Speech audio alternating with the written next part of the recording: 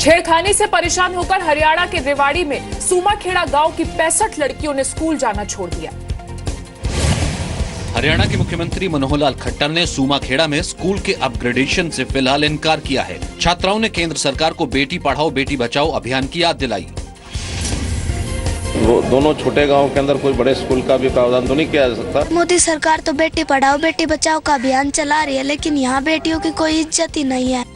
गांव के लोगों ने मांग पूरी नहीं होने तक प्रदर्शन जारी रखने का ऐलान किया है।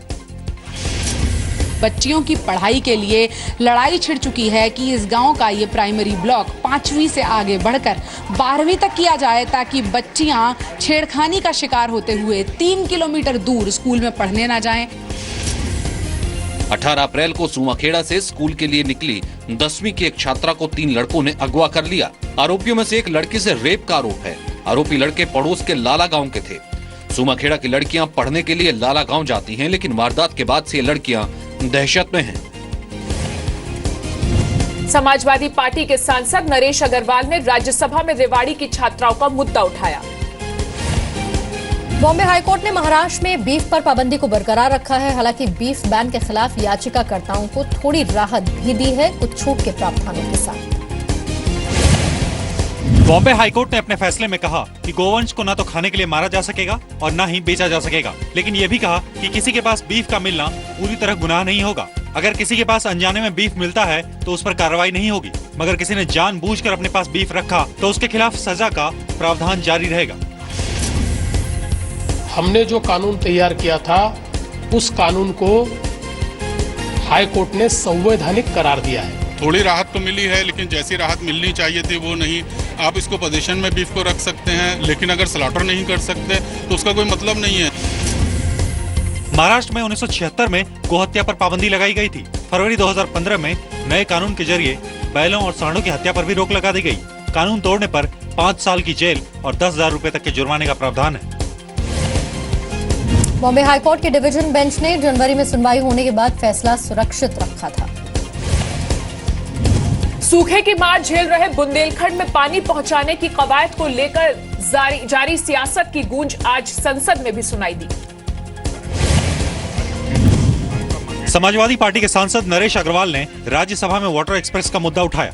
बगैर मांगे पानी भेजने पर सवाल उठाया। रेल मंत्री सुरेश प्रभु ने मदद का हवाला दिया। बीएसपी प्रमुख मायावती ने राजनीति नहीं करने की नसीहत दी। सुरेश प्रभु जी बता दें, उत्तर प्रदेश सरकार ने कब उनसे मांगा? राज्य के मुख्यमंत्री अखिलेश यादव जी से मैंने खुद फोन किया, मैंने खुद फोन करके उनको बात की। ऐसी स्थिति में तो हमें बुंदेलखंड के बारे में केंद्र और राज्यों की सरकारों को तो उसको दूर करने के बारे में सोचना चाहिए। सियासत के बीच आज झांसी पहुंची वाटर एक्सप्रेस के टैंकरों में पानी भरने का काम शुरू हो गया और अभी खाली अवस्था में है। जैसे ही डिमांड रेज होगी हम उसकी फिलिंग के लिए और भेजने के लिए तत्पर।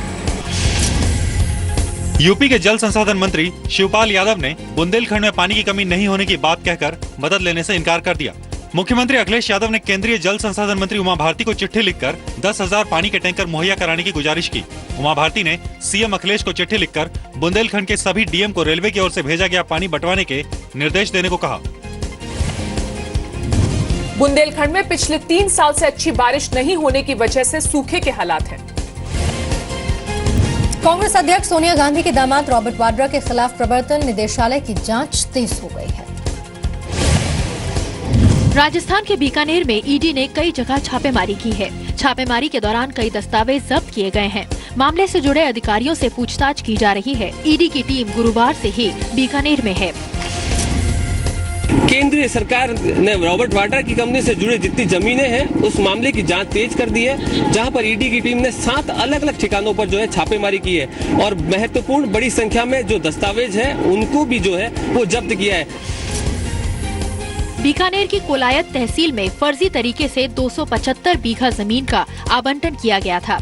आवंटित जमीन बाद में रॉबर्ट वाड्रा की कंपनी स्काईलाइट हॉस्पिटैलिटी ने खरीदी थी। राजस्थान सरकार आवंटन रद्द कर जमीन पहले ही अपने कब्जे में ले चुकी है।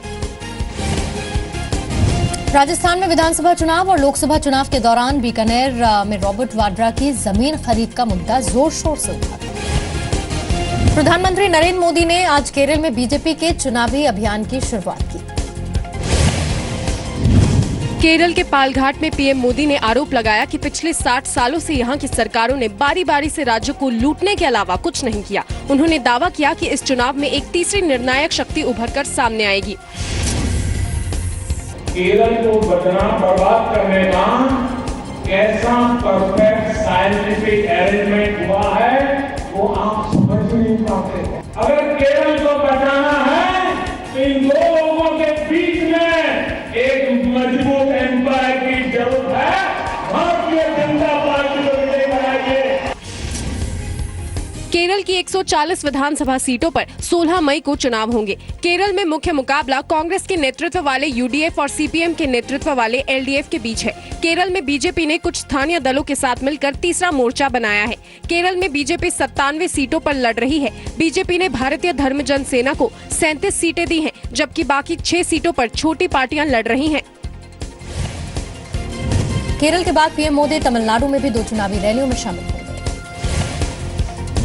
यूपी के बागपत में एक स्कूल ने बच्चे का नाम महज इसलिए काट दिया क्योंकि उसके पिता चाय बेचते थे। मामला बागपत के बड़ौत इलाके का है। चाय की दुकान चलाने वाले मंगत राय जैन का बेटा इलाके के लॉर्ड महावीर अकादमी में पढ़ता था, लेकिन स्कूल पर पिता के काम का हवाला देकर बच्चे को अगली क्लास में दाखिला नहीं देने का आरोप है। पीड़ित पिता की शिकायत पर प्रशासन ने कार्रवाई का भरोसा दिया है। बच्चा लॉर्ड महावीर एकेडमी में पढ़ता था जी, और दूसरी से 5वीं क्लास पास कर ली थी जी। 6ठी में आया था। 6ठी में आते ही वो कहने लगे जी चाय वाला का बच्चा है, हम नहीं पढ़ाएंगे, और उसे मार के पीट के बाहर निकाल दिया। उस पर इन्होंने शिकायत की है और शिकायत की जांच कॉलेज स्तर से दोनों पक्ष को सुनने के पश्चात। बागपत में बड़ौत के आर्यनगर में रहने वाले मंगत राय जैन मोहल्ला ठाकुर द्वारा में चाय बेचते हैं। मंगत राय के बेटे ने 2013-14 में महावीर अकादमी से 5वीं क्लास की परीक्षा पास की थी। स्कूल प्रशासन ने दावा किया है कि बच्चे के परिवार वाले खुद ही टीसी कटवा कर ले गए थे। पीड़ित परिवार ने स्कूल की मनमानी को लेकर केंद्रीय मानव संसाधन विकास मंत्री स्मृति ईरानी से भी शिकायत की। यूएई से इंडोनेशिया जा रही एतिहाद एयरवेज की फ्लाइट के तूफान की चपेट में आने से हड़कंप मच गया। तस्वीरें अबू धाबी से जकार्ता जा रही एतिहाद एयरवेज की फ्लाइट EY 474 की हैं। तूफान की चपेट में आने की वजह से प्लेन डगमगाने लगा। प्लेन में सवार यात्री बुरी तरह घबरा गए। काफी देर तक प्लेन के अंदर चीखने चिल्लाने और रोने की आवाज सुनाई देती रही। कई यात्री एक दूसरे के गले लगकर रो रहे थे। कुछ ऐसे भी यात्री थे जो ऊपर वाले से मदद की दुआ करने लगे। आखिरकार प्लेन ने सही सलामत लैंडिंग की, लेकिन इस दौरान प्लेन में सवार 31 यात्री घायल हो गए।